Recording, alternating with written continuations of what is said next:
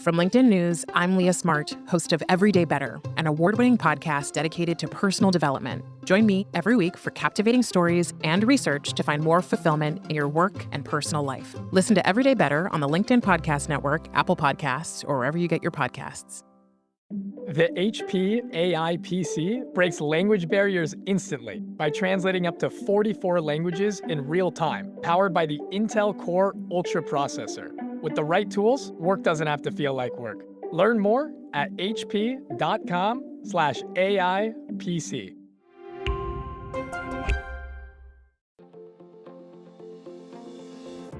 Hello, my friend, and welcome to another exciting episode of Negotiate Anything. Thanks for joining us today.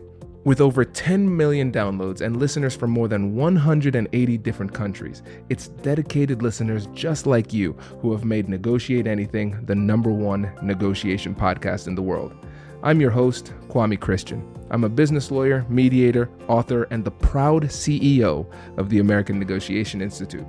Now, before we get into today's insightful conversation, I have a golden opportunity for those of you who recognize the power of negotiation in your professional lives. Have you ever found yourself wishing that you could navigate those high-stakes conversations with more confidence? Or perhaps you're looking to empower your team with the art of persuasion and conflict resolution. At the American Negotiation Institute, we've crafted specialized keynotes and workshops tailored for those very needs. We've transformed the negotiation skills of professionals worldwide, and we're eager to do the same for you. We believe the best things in life are on the other side of difficult conversations, and our goal is to help you improve your lives and the lives of those around you, one difficult conversation at a time. Don't let another challenging conversation leave you second-guessing. Click the link in the description to discover how we can help you find confidence in conflict, negotiate better deals, and have stronger relationships. Because in the world of business, every conversation counts. And now, without further ado, let's jump into the interview. William, thanks for joining us today. Oh, it's a huge pleasure for me. It is our honor, my friend, to have you here. So how about you get us started by telling us a little bit about yourself and what you do? Well, I'm a long-term student of negotiation. I started off as an anthropologist, studying human beings and the way in which we deal with our differences in the context of our societies and cultures. And I wanted to get my hands dirty, so I jumped into the field of negotiation because I felt, wow, there's got to be a better way for us to handle our differences than getting into these vicious disputes. Or in my case, I grew up under the shadow of the atomic bomb, blowing the whole world to smithereens. There's got to be more creative, more constructive, more compassionate ways to deal with differences so I spent my whole life looking for those and wandering around the planet, working in conflicts ranging from coal mine strikes to boardroom battles to civil wars, Middle East, Yugoslavia, the Cold War, you name it, always with that question of where's the better way. Incredible. And listeners, for the few of you who don't know, our friend William here is very humble. He is also the co-author of the most impactful book on negotiation out there, Getting to Yes, and then also co-founder of the Harvard program on negotiation. So we are talking to a legend here today, and it's exciting because you're coming out now with a new book. Can you tell the audience about that too? Yeah, the new book's called Possible, How We Survive and Thrive in an Age of Conflict. And I wrote it inspired by a conversation on a mountain hike with my friend Jim Collins, who's a leadership author, some of you may know from Good to Great. And he asked me, he said, William, we're in tough times here, turbulent times. You wandered around the world. Do you think you could sum up everything you've learned about negotiation in a way that might be relevant to today's times? And here's the clincher, in a single sentence. And I looked at him as we were hiking, and I said, Darwin could, and he gave me the sentence in The Origin of Species, where Darwin summed up the whole theory of evolution. And I like simplicity. I like threes, and so I thought, okay. But I look back my whole experience, what are three principles, three metaphors, three things that really hang together that might offer some guidance for us about how we take these seemingly impossible situations that we face at every level of our lives and in the world at large, and see where there might be possibilities that we might not have seen. That's the book. The book's about passing it on to people like you, I might say. you and I'm sure the people who listen to you, you give me hope, because it's the next generation, because we've got our work cut out for us. And I thought, okay, let me see if I can sum up what I've learned. And when I went over the sentence with Jim on our next hike, he said, now go write the book. It's not just enough to come up with the sentence, you have to write the book. So that's the book possible.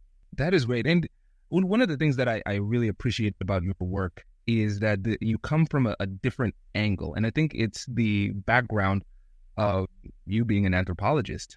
Can you tell us about how your background as an anthropologist impacts your perspective on conflict? Yeah. Well, you've got a background in psychology. You were just saying, it's anthropology and psychology are like twin sisters, and sociology. They're all kind of trying to understand the human dimension of these conflicts. We're all human beings, and we've got our conflicts, and anthropology actually has at its core the idea of, can we put ourselves in the shoes of another culture, of another society? Can we see things a little, or feel things the way they see and feel them? And interestingly enough, that's the core competence of negotiation and mediation is if there is a core competence, it's that ability to take a different perspective. And the other thing about anthropology that I think really brought into negotiation for me was the methodology of anthropology is participant observation. You are a participant and an observer at the same time. And that's what you need in negotiation. And you are, especially if you're a mediator, we have to learn to observe the process as we participate so that we can learn, so we can see ways out.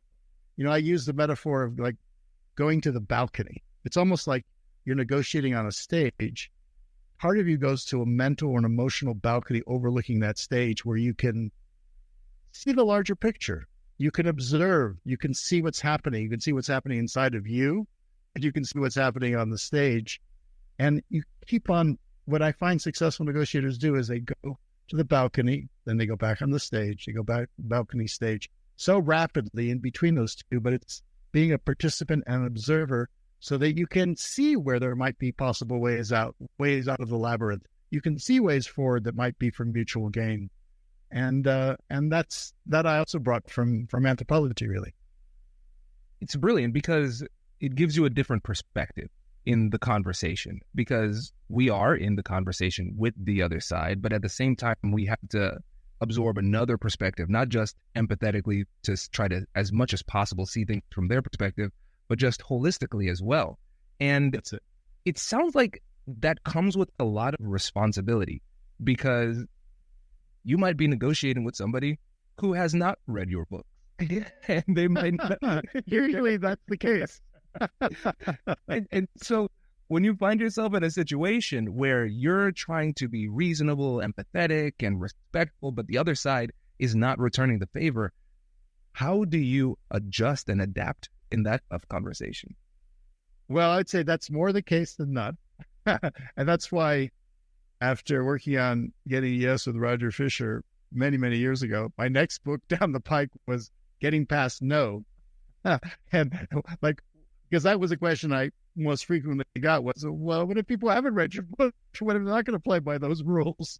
And, how do you deal with the difficult people, the difficult situations, the difficult challenges that we all face? And so I've made a lifetime study of those situations. And most of my passion really is peace. And so I work in a lot of war situations where that's the last thing. I mean, people are not just not wanting to be cooperative; they're actually actively trying to kill you. So how do you negotiate in those situations? Yeah, it's tough, and I think it's really challenging for people because it feels unfair. It feels as though we're having this conversation. I'm treating the other side with respect. They're not returning the favor. And I think that people will often they read the book and they say, I'll try this. And then 7 minutes into the conversation, they say, you know what, I've had it. That's it. I'm just going to fight through this. Well, that's why, I mean, when I read this book, I realized, a lot of getting to yes would be what I would call, it's about building bridges between parties, building bridges, inventing options for mutual gain, looking for creative options or whatever. And what I realized over the years in this world is conflicts. I mean, yes, negotiation has spread enormously. I mean, when I started off, there were hardly any courses in negotiation. There were no programs on negotiation. There were no, it wasn't a field. And it's had enormous success in some sense of really permeating the society. At the same time, conflict is a growth industry. I mean, it's, we're looking, you look around, political polarization, wars in Ukraine, the Middle East, just AI. I mean, there's so much change happening and all the change brings more conflict. So my question is, so what does it take beyond, if you use getting yes and those kind of methodologies as a kind of a core, what else does it take? That's necessary, but not always sufficient. So what else do you need to bring to the table, enhance the chances for success? And that's really what Possible is about. Hello, my friends. Before we get back to today's episode, I want to ask you a question. Have you ever wondered how to elevate your team's negotiation game and how you can help the folks on your team have better, difficult conversations? At the American Negotiation Institute, we offer transformative keynotes and workshops tailored to empower professionals with top-tier negotiation and conflict resolution skills. Whether it's a keynote for your next event or hands-on training for your team, we've got you covered. Don't just negotiate. Master the art with the American Negotiation Institute. Click the link in the description to find out more. Elevate, negotiate, and succeed. Introducing the HP AI PC, your powerful AI assistant. Easily search through personal files, gain valuable insights, and make smarter, more informed business decisions. Unlock the future of work today with the HP AI PC, powered by the Intel Core Ultra processor. With the right tools, work doesn't have to feel like work. Learn more at hp.com/AIPC.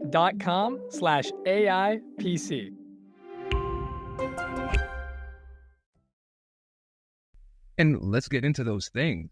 So let's say somebody's trying to get deeper and understand what it takes to have those really tough conversations when there's a lot on the line and the emotions are running out.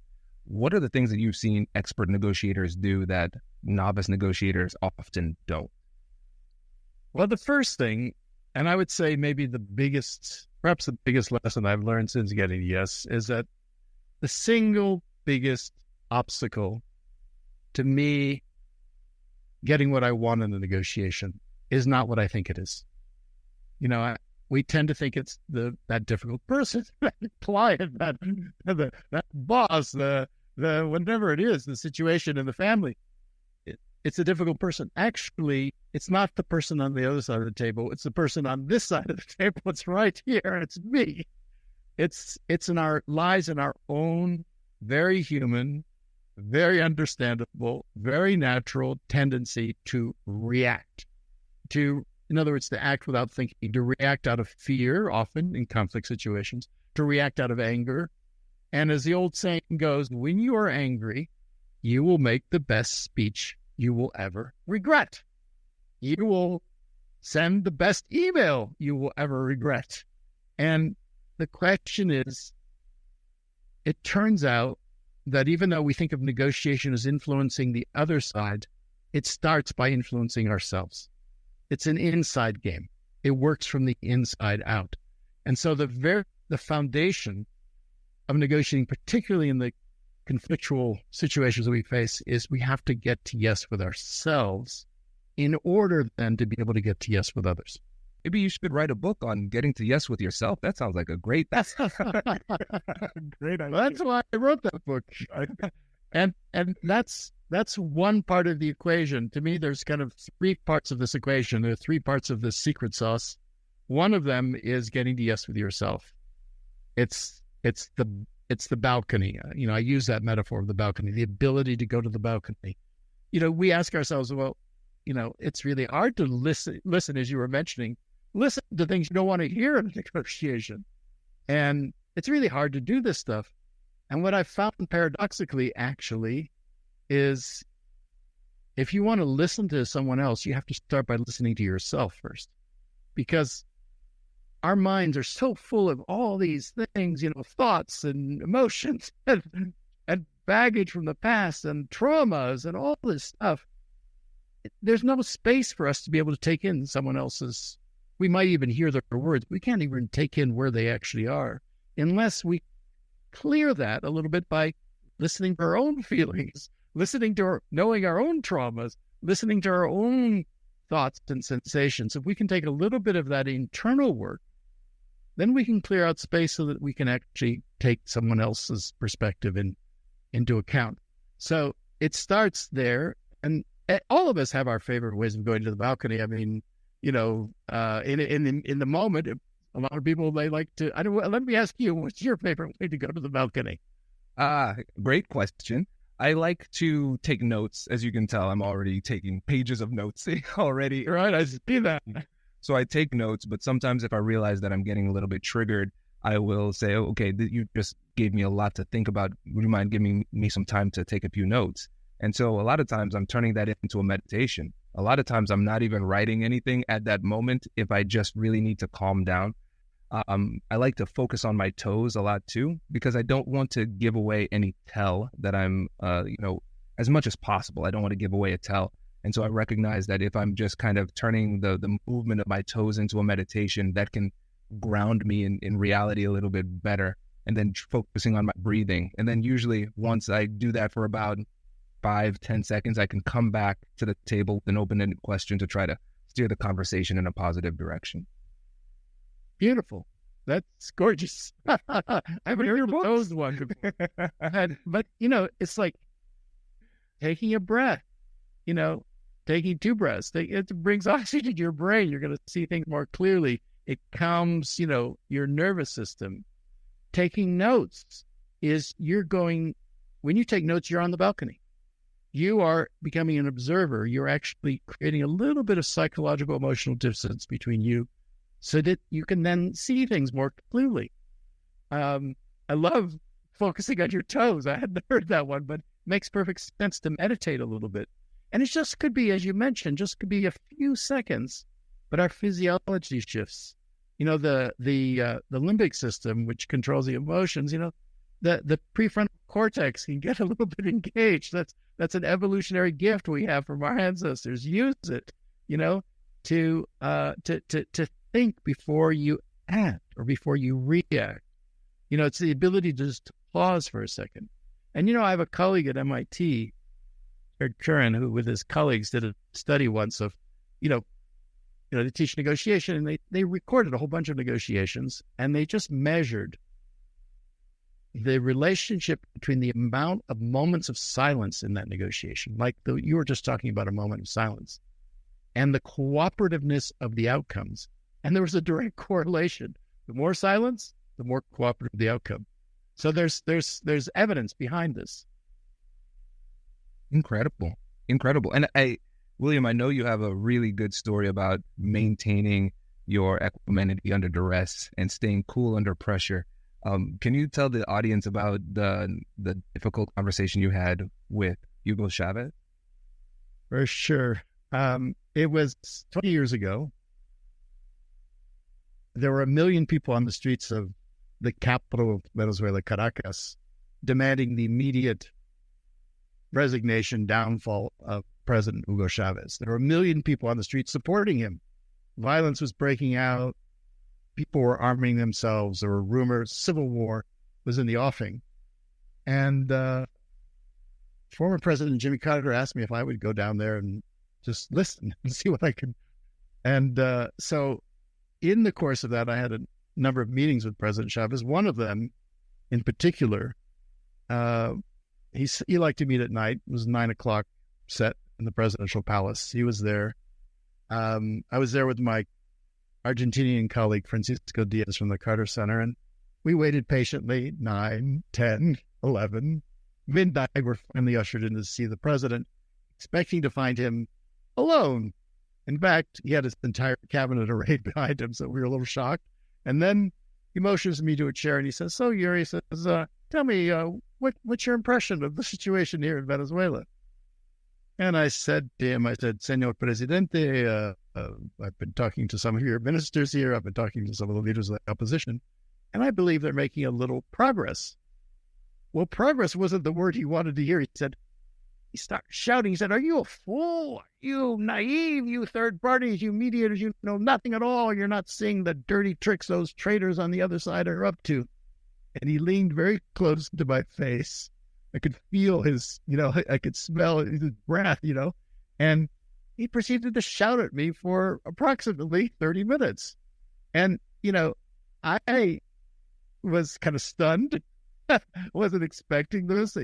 I was feeling a little embarrassed in front of the entire, dressed down. I was seeing all this work I've been doing for months down the drain. You're going through this whole internal thought process and feelings going. A friend of mine had once said to me, he said, "William, when you're in a tough situation, pinch the palm of your hand." And I said, "No, why would I pinch the palm of my hand?" He said, "Because that will give you temporary little pain to keep you alert." Whatever reason, that was my way of going to the balcony, was pinching the palm of my hand, so that I could then, when you go to the balcony is that place of calm and perspective we all have inside of ourselves. We have to access it, where you can keep your eyes on the prize. And what was the prize here? I could ask myself the fundamental question, what do I want here? What's my goal? And, my goal is to try and calm the situation. And then I could further ask myself, because I was preparing, my defenses, as we do, what are you going to say and respond to all these attacks? And I said to myself, is it really going to advance things if I get into an argument with the president of Venezuela? And I could say no. So then I bit my tongue and I listened. And having paid attention to myself and my own feelings for a moment, in those little moments of silence that you're talking about, Kwame, I just took those little moments of silence to pay attention. My nervous system settled a little bit. And I was able to listen to him, like in the balcony, just watching it as if it was a play unfolding, and is he trying to impress his cabinet? Why is he doing this? And just you bring curiosity. This is one of my favorite things, is meet animosity with curiosity. Okay, be curious. And so what's going on for him? And, he was a man who could give speeches for 7-8 hours, no problem. But 30 minutes without any reaction from me, I was just watching his body language, and his shoulders slowly sank for a moment. And in a kind of weary tone of voice, he said to me, "So, Ury, what should I do?" Well, that, my friends, is the faint sound of a human mind opening. Because before that, if I tried to reason with him, someone's angry, they're not going to listen. It's like banging your head against a wall.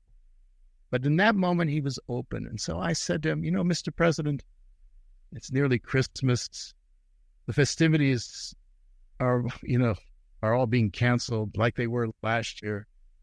Why not just give everyone a break, a tregua in Spanish, a truce, for 3 weeks, 4 weeks, allow people to enjoy the holidays with their families. Come back in January. Maybe everybody will be in a better mood to listen." Well, he looks at me, the moment of silence. He says, "You know what? That's an excellent idea. I'm going to propose that in my next speech." And he claps me on the back.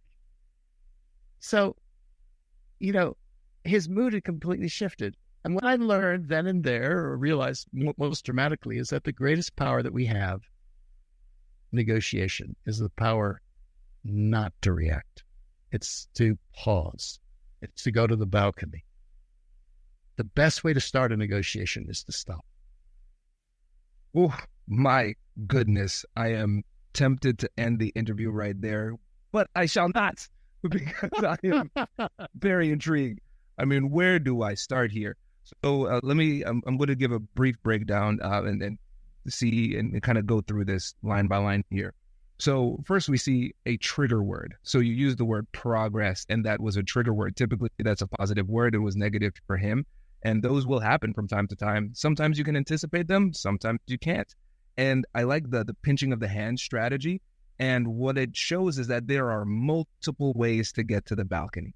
And it really inspires authenticity, because people might listen to you, me, and say, okay, this is how we get to the balcony. No, you have to figure out what works for you through experience. And then when you go to the balcony, you're having that conversation with yourself. It's an actual negotiation, engaging in metacognition, asking yourself questions and answering it in the moment.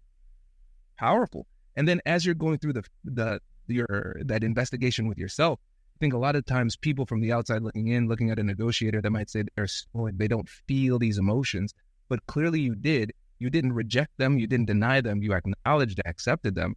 And that helped you to process it. And it was almost as if you switched from being a negotiator at that moment back to an anthropologist, observing this with curiosity and understanding that the best move was really no move. And I love this story, but I know there are going to be some people who are greatly entertained, but also deeply distressed, because they're probably going to say, I want to be able to say something. Can you give me some negotiation wizardry tips to say these things? But I think that's the hardest part. Embracing silence for that long and absorbing that much vitriol can be incredibly tough, but it takes a really strong person to recognize that sometimes the best move is no move. That is so beautifully analyzed. I don't think I've ever heard anyone give such a beautiful break it down like that. But that's exactly it. And I just want to emphasize, there is no the magic lies within you. It's not, you can take a technique, you can take a phrase, but it's like, this is our birthright. We all, if you think about your own experience, we all have ways we go to the balcony. What are your strengths? What is your favorite way? What works for your psychology? And obviously, it's tough to be able to take that. And for some of us, it's extremely tough. And for anyone, it's tough. But in some situations, silence is the best thing. Especially if you can't think of anything. But silence is, there's a reason why they say silence is golden. Silence is maybe the ultimate power move in a negotiation. We think of negotiation as talking. So much of negotiation is about silence. So much of it is about listening. There's a reason why we're given 2 ears and 1 mouth, because listening is when you actually shift minds. Listening is when you have by listening to him, he, for me, in my sense of that, I was able to go to the balcony, which was not easy, but that's what you do. You go to the balcony. And by going to the balcony, I was able to help him go to the balcony. And he wasn't a guy who naturally goes to the balcony. He was more of a very emotional, passionate leader. And then, interestingly enough, by him going to the balcony, he was then able to propose in his next speech a way for the whole country to go to the balcony. To give, so it starts within us, it then influences the other, and then can maybe influence a whole society. Just a breather, a pause. Does it end the conflict? No, but it creates a better condition than to deal with the next thing. And arguably, even though Venezuela is still a deep political struggle, it didn't tip, as many international observers were fearing at the time, it didn't tip into a civil war that as I saw, because I worked in the neighboring country of Colombia, where hundreds, literally like 400,000 people died. There were 8 million victims. It didn't tip into that kind of situation. It's bad, but it didn't go as bad as it could go.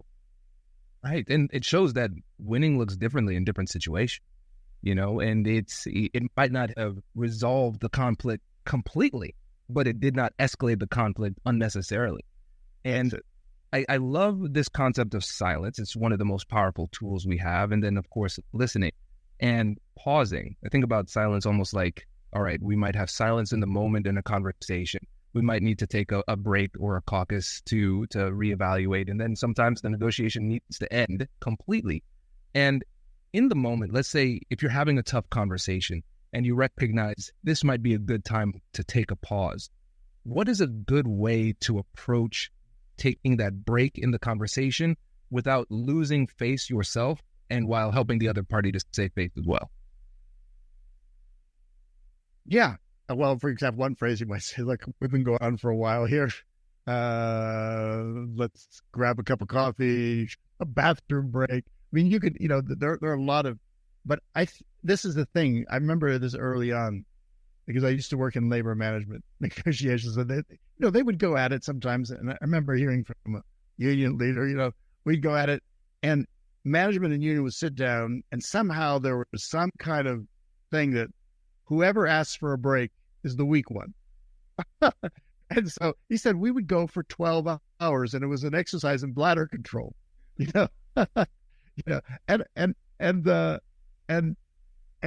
got to break that. We got to change the game. One of the most powerful things you can do is change the game and just say, actually, frequent breaks helps. You could even introduce it up front. Let's make sure that we build in balcony space. You could actually have that conversation about how we're going to continue this negotiation. And when anyone starts to get really angry and lose it, have as a ground rule, we can take a break. Anybody can say, hey, like in sports, they have timeouts. Why not timeouts in negotiation and conflict where things get even testier? I'm just speaking of the union stuff. I remember one union management, they thought about this problem, and they developed a ground rule, which was a very simple one, which was only one side can get angry at any one time. So you can imagine if you adopt that as a ground rule, then one side is, blasting the other side. The other side is sitting there kind of saying, well, it'll be our turn. We'll get our turn. And you cut that reaction cycle that so often causes a train to go off the tracks. And what we're seeing here is that you can negotiate anything. You see the name of the podcast, right? Because you can negotiate the process too. And we think there's a certain specific way that negotiations have to go. But when you read the room and understand the situation, you can say, no, this process is not working for either of us right now. Let's take a step back, negotiate this process so we can move forward in a productive way. You got it. That's it. And that's what, I call that the meta negotiation. It's like metacognition, the meta negotiation. And we need meta negotiation. Is just so useful because you go into a situation like it's going to be hard. But suddenly you're having that meta negotiation. How are we going to talk about this difficult subject? Suddenly you're on the same side of the table talking about what are the ground rules. So that the joint problem solving stance starts to, you introduce it when you don't, when you can all agree. Yeah, let's agree that we're gonna hear the other one out. Not going to be interruptions. We're going to take breaks. Whatever those rules are, we're gonna treat this with confidentiality. Whatever the ground rules are, that's the initial success of reaching agreement, and then that creates the momentum. Then and you do that. When you're bringing I've brought Catholics and Protestants in Northern Ireland, guerrillas in government. You bring them in Colombia. You bring them together. You want to have that meta negotiation of what are the ground rules, so that people can feel safe enough to actually talk about things when outside of the room they may be killing each other. Right. And you've discussed a number of incredibly high-level negotiations that you've had. What does the preparation process look like for something like that? Preparation is absolutely essential, and it's a thing. I think prepare, and that doesn't mean that everything will go according to your plan, but you prepare, and even and the plans have to shift because you have to improvise on the spot. But for example, with President Chavez, this is an example. Before I met with him, I read up everything I could on him. I listened to his speeches. I'd learned that the person he revered the most was Simon Bolivar. Was kind of the revolutionary, he's like the George Washington of Latin America, Bolivar. And I imbibed. I wrote a biography of Simon Bolivar because I kind of sensed that I was really trying to get into the essence of what makes this human being tick. And I sensed that he saw himself, he didn't talk about so much, but he saw himself kind of as a modern day reincarnation of Simon Bolivar. So the first time actually I met with him, it was going to be a courtesy call, maybe 10 minutes, 15 minutes. I'm a Yankee, I'm a professor, he's not going to have much time for me.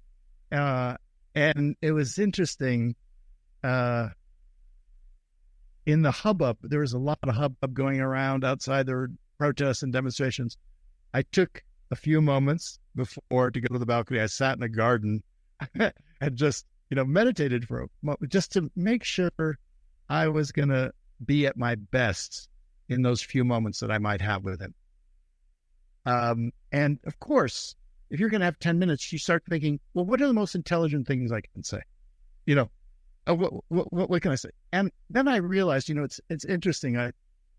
I'd been in Brazil a few weeks earlier, and I'd heard a song in the jungle that had a line that said, in Portuguese, do not give advice to those who do not want to listen. And I thought, you know what? That's it. I was just about to try and give him advice, but he might not want to hear it. So, and we make that mistake all the time. So when I went in, having done all this research beforehand about him, about his family, about his daughter, about his family, whatever it is, I went in and I sat with him and started a conversation. President Carter sends his regards and all this, but we both had a 3-year-old daughter. And as I mentioned, that we have, his daughter was named Rosinés, my daughter's name Gabriela. And so we talked about how much fun 3-year-old daughters are a little bit. And then I pointed up, there was this huge painting of Simon Bolivar. I mean, huge. I mean, there were many paintings of Simon Bolivar, but I said, I've been reading this biography of Simon Bolivar. What an amazing leader he was. Well, he lit up. I mean, that was the pathway to his heart with Simon Bolivar. And he said, that's why I'm here in this office, because I was a colonel in the army, and years ago, and there were some food rioting going on in Caracas, and they called us out to suppress it. And Simon Bolivar said, "Never fire on your fellow countrymen." And so I started a coup d'etat instead, whatever. And I got thrown into jail, and then I came back out of jail, and then I ran for president. But then he started telling me the whole story of his life. And when I got to the palace, there were hundreds of people waiting to see him. It was like everyone waiting to get a few minutes with him. And I thought I would have 10 minutes. An hour went by where he was telling me the story of his whole life. And all I was doing was connecting with him. I wasn't trying to give him any advice. And at the end of that hour, he turns to me and he says, "So, Professor, what would you say about our situation here in Venezuela and the conflict here?" That's the moment when he's asking me for advice, right? So I waited for that moment, and I could tell the rest of the story. I don't want to take too long here, but that conversation went on for 2.5 hours. And at the end of it, he asked me to come back the next day. Why? Because I'd gone to the balcony, I'd given up trying to give him advice, and I was just trying to listen, to connect with this human being who was so vital to trying to influence if we're trying to prevent a civil war. So much to explore here, my friend William. So here I was listening to an interview with Kobe Bryant, and he said that when you're obsessed with your craft, the world becomes your library. And I think it's fascinating because you got that a negotiation piece of advice from that song in Brazil that was pivotal in your significant conversation with Chavez. I think that is incredible, because I think that goes back to the preparation process. It's something that you've been preparing for all of your life through constant study, but then also in the moment, you're trying to figure out what is the best approach here. And so you were most likely preparing for days, weeks, months. You read biography for this. And then in the conversation, 2.5 hours, I'm assuming you spoke for maybe 10% of the time. Absolutely. If that. And I think sometimes people have this mentality where they say, I have prepared and I want to get points for that. So I'm going to show off how much I prepared by regurgitating random facts and everything. But I think what's fascinating about this is that a good negotiator has to have the restraints to know how to use that preparation in the conversation. And you read a whole book to make one statement, and then it opened everything up. And then you started to build trust with somebody who I know was very guarded, and it triggered a little bit of affinity bias. So affinity bias is you are like me, so I like you. Wow, we like and admire the same person. You must be a good person just like me. We both have daughters. You're just like me. And then that is what led to this connection. Yeah. Sorry, some snow just dropped off the roof here. No, it's okay. That's it. That's exactly it, Kwame. Is you've got it. And the reason you prepare and then you throw out all the preparation in order to be present, in order to not let that stuff, you don't, it's like to be fully at your full potential, Kobe Bryant, to play basketball, you have to be there in the moment. All the preparation goes, and then you get rid of it all, or you don't get rid of it all, but it all recedes into the background and only shows up that little bit that you need in that precise moment. Absolutely. And as a negotiator, you have to understand how to adapt and adjust and flow during the conversation. And that can be terrifying because when people often prepare, they prepare almost in terms of a script. It's very rigid. Things have to go this way. Then when things go outside of their anticipation or their preparation, things fall apart really rapidly. And tell me if I'm conceptualizing this well. It sounds like what you have to do is you have to prepare. And then when you go into the conversation, you have to trust your negotiation skills in the moment to know when to use that preparation at the right time. That's it. Otherwise, you're thinking about the stuff you prepared instead of like paying attention to connecting with him. Because when he asked me what you do, I said, well, Mr. President, I think you have an amazing power here, which is you have the power to prevent a civil war before it happens. So I was appealing to his sense of statesmanship and, he's a Simon Bolivar, right? He could save the country. I said, you could save the country here because I've been in a lot of situations where the war is going on. You have a possibility to prevent it before it happens. You like that, of course. He said, so what would you do? I said, well, why not initiate a dialogue with the opposition? And then he flew off the handle. So plans off the thing. He flew off the handle and said, what are you talking about? Dialogue with them? They're traitors. They tried to murder me right here in this room 6 months ago. There was a coup d'etat. And, he got into a fury. So then, of course, when the script is out, right? So so I'm just listening. And I think, so listen, right? So I said, I understand. You don't trust them, right?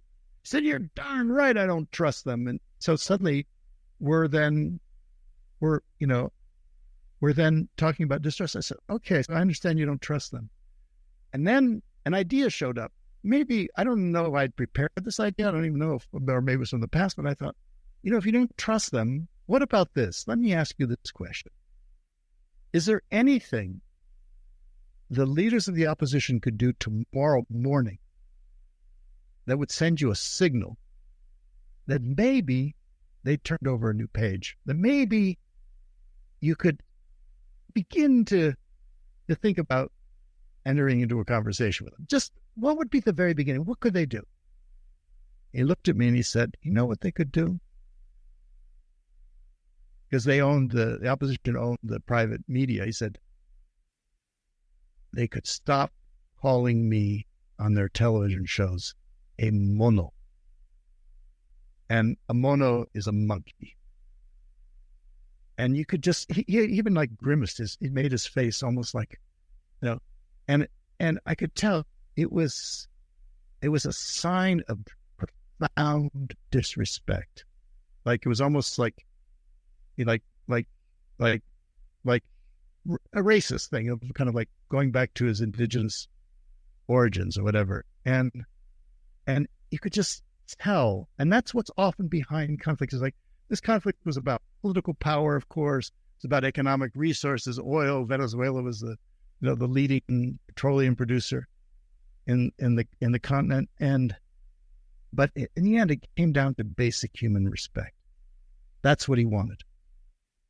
And I said, what else could they do? And he said, well, they could stop parading generals with all their uniforms on their television, calling for the overthrow of the government. Anyway, so I said, what about this?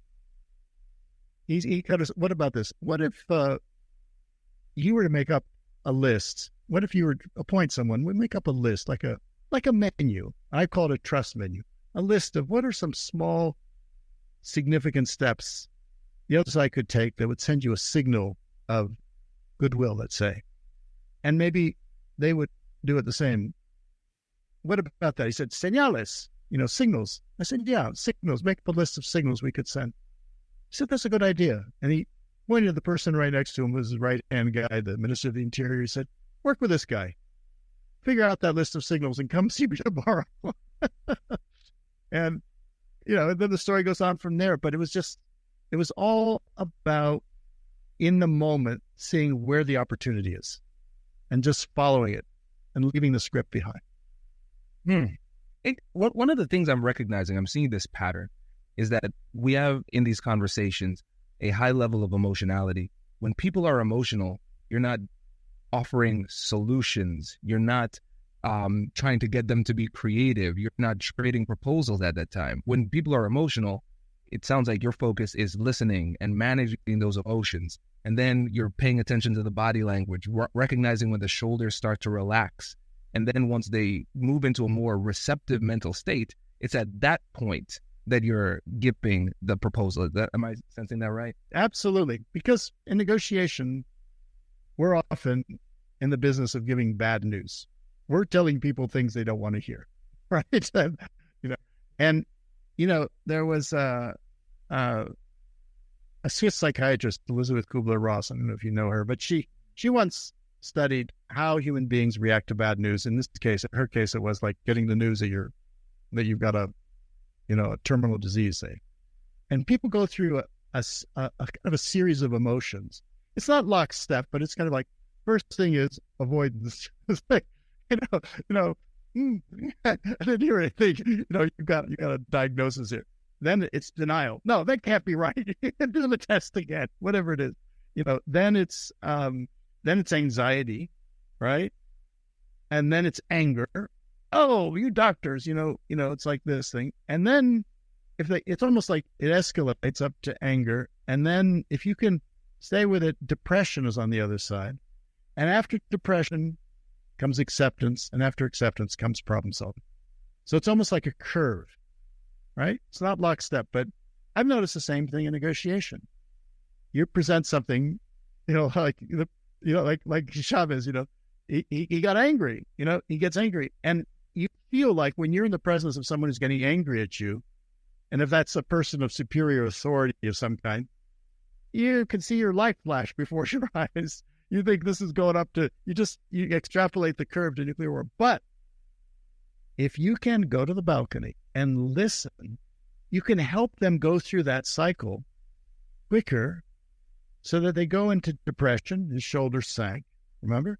That was depression. Then there's acceptance, and then he might be open to problem solving.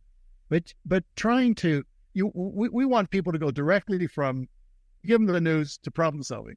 No, we're emotional creatures. You were giving people news they don't want to hear. They need to go through their cycle. See your job as helping them go through that cycle. You're the psychologist, as it were. Don't say you're a fancy therapist, but you're psychologically accompanying them, helping them go through that cycle until they're ready to hear the things that you want to present to them. Powerful. William, this has been an absolute masterclass, my friend. I really appreciate this. And before you go, I want to give you an opportunity again to remind the listeners about the new book that is out. I'm really excited about it, and I want to make sure that my listeners go out and get it. Well, thank you, Kwame. You know, people often ask me after all these years, are you an optimist? Or are you a pessimist? And I like to answer now, actually, I'm a possibilist.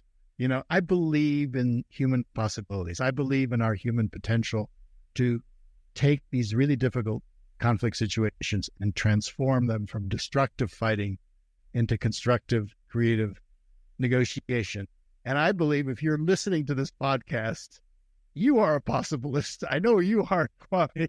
So right now, the world needs possibilists. We need all the possibilists we can. You know, my dream is to have like a league of possibilists around the world, of people, individuals and teams swarming the toughest conflicts there are, looking for possibilities, whether they're conflicts, you know, legal conflicts or business conflicts or personal conflicts, or whether they're, you know, the political conflicts that are bedeviling us.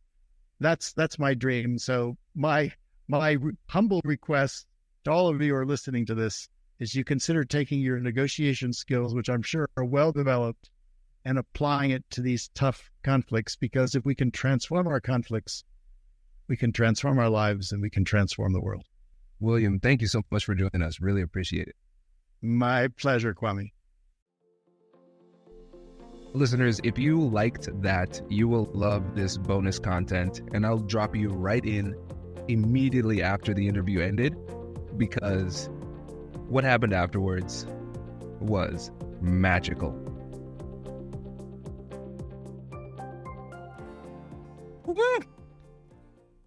That was great. Unbelievable. Yeah. This is so good. Yeah. I wanted to introduce you to our executive producer, Simone Perez. He's here. Hey, Simone. Hi, nice to meet you. Simone, tell them about your background. This is... Wow, it's incredible, because where you were telling this story, I was crying because I'm from Venezuela, right? I was 15 years old, and I remember that I don't have a father. It's just my mother, right? So we were at home, and we were scared. We were scared because we were about to go to war, you know. So my mom said, "Okay, let's go to the forest. We don't know what to do, right?" And it was December, so we were planning to go on vacation, but then we said, "No, we have to go to the forest. We don't know what to do." And then Chavez came and said, "Okay, let's make a pause, and let's open a negotiation table in January." So we said, "Oh my God, our Christmas is possible, you know?" No, because we were in the other side, you know. It's for William, it's just a decision in a room, right? But for me, what's my life? I didn't know what to do. We wouldn't know if we didn't know if we have to go out of the country, if we had to hide or fight. We didn't know what to do, because it was we were close to a war, and that's true. And I remember, so when you were telling me, I was remembering this list that they made. I remembered everything, the negotiation table, and when Chavez came out in television and he said, "Okay, let's stop and talk in January." I remember everything. It was vivid. It was clear for me, and now I'm crying because I don't know if I would be alive or not. I don't know. That is so touching, Simon.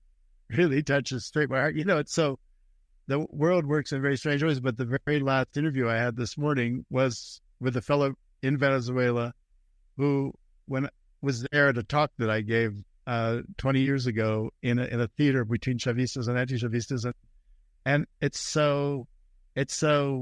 it's amazing to be able, that you are listening to this conversation, and for me to hear just what you were going through with your mother, with the fear, that palpable fear of civil war, and we have to go to the jungle. It brings tears to my eyes. Great. Yeah. And my name is Simon because of Simon Bolivar, right? So, well, there you go, of course. yeah. For me, it was incredible. All this episode is incredible for me. Well, this should be part of the podcast. Yeah, I mean, I don't know if you're recording this, but it's like, yeah, we didn't stop it. We should. I think we did. No, there's something very powerful here. Simon, that's amazing. What an amazing story. And that's what it's all about. Well, what can you say about that? That's why we do what we do. It is. And there's a business apparatus for the American Negotiation Institute that has to fuel this, but this is action. That's it. Well, that's what gives me hope. Look, I mean, I was telling you, Christian, before the call, Kwame,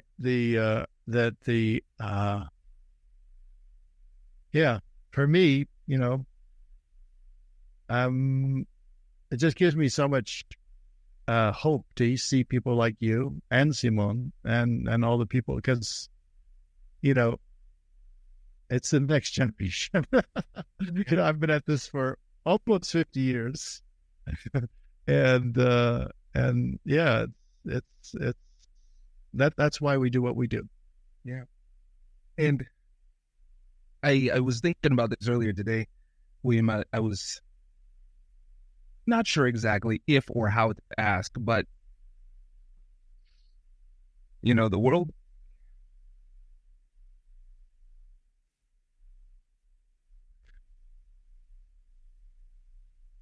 can be a dark place. We want to make a change. You've been a model. And if you could mentor us as we grow, that would mean a lot. If you could help us in terms of, you're busy. I'm not asking for a big commitment. If from time to time, if I have questions, could we reach out, ask for guidance?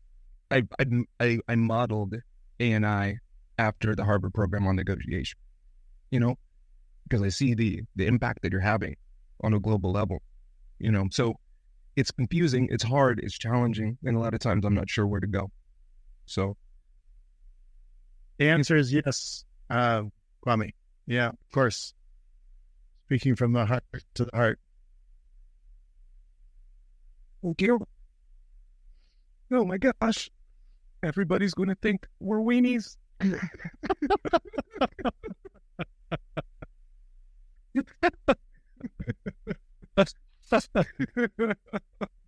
Or maybe a little bit of this weenieism is what the world needs right now.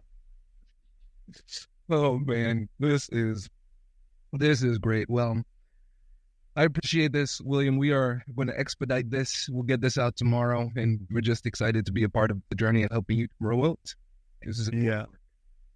Thank you, Kwame. And I'd love to send you both a book, signed book. Oh, that'd be great. If you've got your address, or send me your address or something, I'd love to send it to each one of you. Perfect. Thank you so much for the book and for being part of the history of my country. Yeah, it's funny, Simon, you go to a country like Venezuela, you get touched in the heart, and Venezuela is still in my heart to this day. And I actually, even 20 years later, I'm still working with some Venezuelans, and because you can't just walk away. You've got to stay, and it's that persistence. And I have a group of Venezuelans whom I trained who are called the optimistas, the optimists, and they're working behind the scenes, trying to even see in today's world what's possible there. And because it's like, it's like a game of tag when you're touched, you're it, and you get tagged. And I got tagged. I could feel the heart of the Venezuelan people, and it's just enormously painful to watch all the suffering that's happened, with all the people who had to leave Venezuela, everything. So my heart is part Venezuelan. Incredible. Thank you so much. This is incredible. We're excited to promote, and we've taken enough of your time. We're 2 minutes over. So I'll let you go. But yeah, this is great. We'll post about this. And I would love to, again, I ask permission. Sure. I'm a contributor for Forbes. Can I write an article? Please. Yeah. Let's make that happen. We'll make that happen. Please. And yeah, just don't feel free to reach out to me. I'm about to go on sabbatical next month for a few months just to go myself to the balcony. But definitely between now and then or after when I get back, feel free to reach out and you give me hope. I mean it. Thank you. Wow. All right. Thank you. This is Great. We will be in touch, my friend. Okay, Kwame. Okay, Simon. Bye. You have a good one. Simon.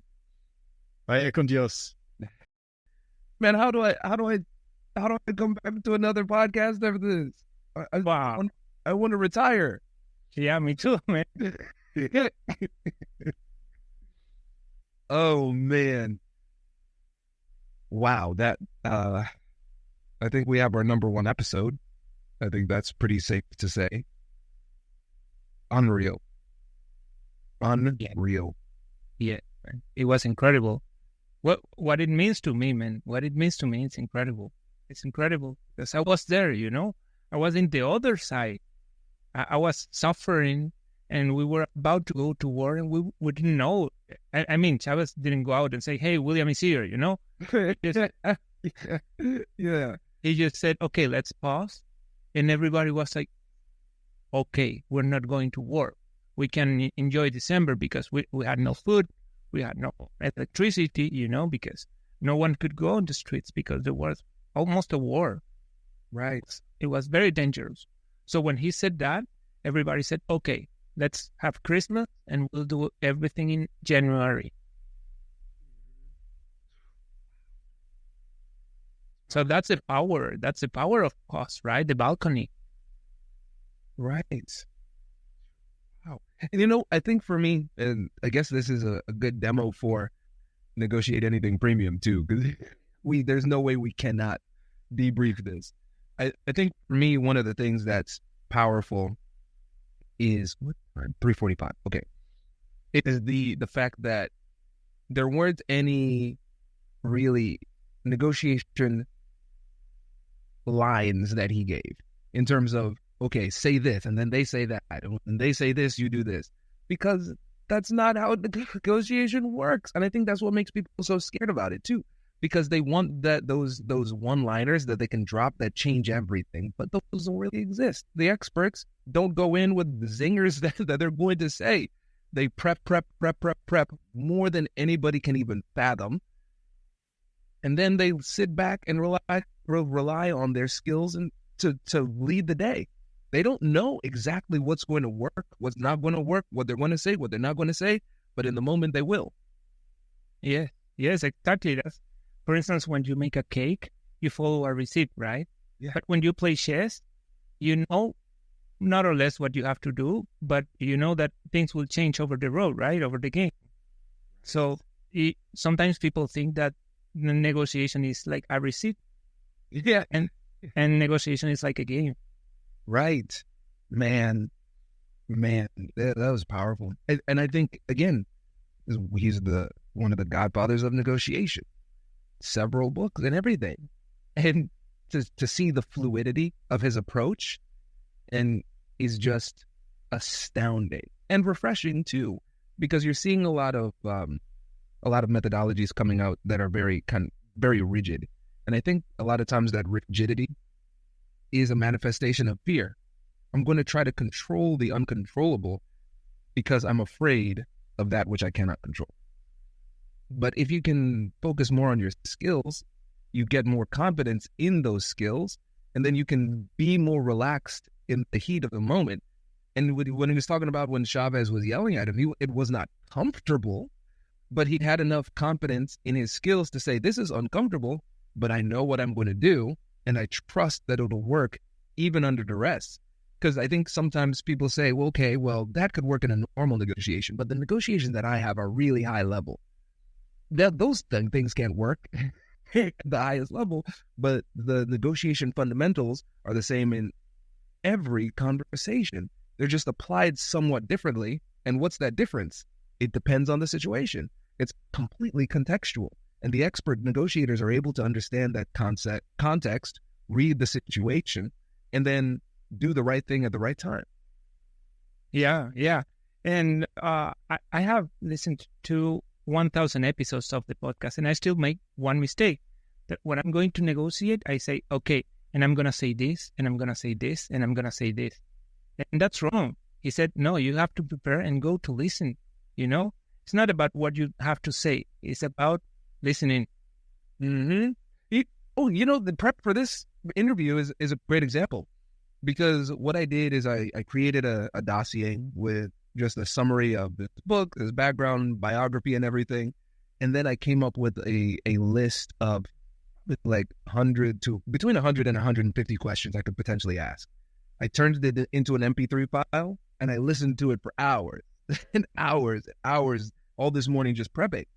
I didn't refer to, I took notes, but I didn't refer to notes during the conversation. It's like, at some point, the preparation becomes a part of you. Great. Yeah. Then you flow. Yeah, exactly.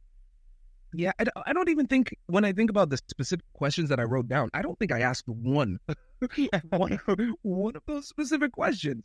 But I asked a ton of questions, but it built on the preparation I did beforehand. Yeah. And he was as well an example of preparation, because he was prepared as well. He was prepared. Yeah. He knew about your psychology background. He knew about the episode, the compassionate curiosity framework. He knew about everything. Yeah. That's wild. Why do you know about me? I was Kwame and you're William Ury. Goodness gracious. This is great. I'm going to have this dorky smile on my face for the rest of my career. Man, this is really, really good. Amazing. Well, I'm glad we have like 18 different recorders recording this episode. So we should be good. Man, I am excited. Very, very excited about this. Anything else you need from me to, or we like? No, I have access to Zoom. So once the file is 100% uploaded, I'm going to edit the file. But I just wanted to know, what things do you think we can add, and what things do you think we can remove from the episode? Oh yes, so let's do this. Let me just say something right now. I'll just say something. Maybe this deserve. I'm trying to think about how to introduce the bonus features.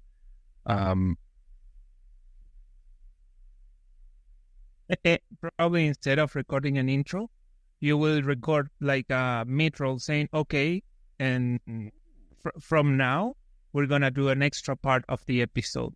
So we don't use the outro. Instead, we use that mid-roll, like having two mid-rolls, right? Okay, gotcha. Yes. Okay, and so what we can do to signal that it's something different, not just me saying, thanks, we really appreciate having you on the show, and then flow into it. And then I'm just like, and now for some bonus content, the audio might sound too similar, and they're like, are you saying that with William right there? That's kind of weird. So we could throw some music behind it, and then let me just freestyle something here. Congratulations! You've just joined an elite club. By listening to a full episode, you're now officially on the Negotiate Anything team. So welcome aboard. What most team members do is they subscribe to the podcast because that allows them to automatically get the latest episodes of the show. The best things in life lie on the other side of difficult conversations. Keep learning, keep practicing, and keep getting better. Your relationships will improve, your career will soar, and you'll have the confidence you need to get the most out of these crucial conversations. Again, thank you for joining the team. We're excited to have you, and I will see you in the next episode. I'll catch you later.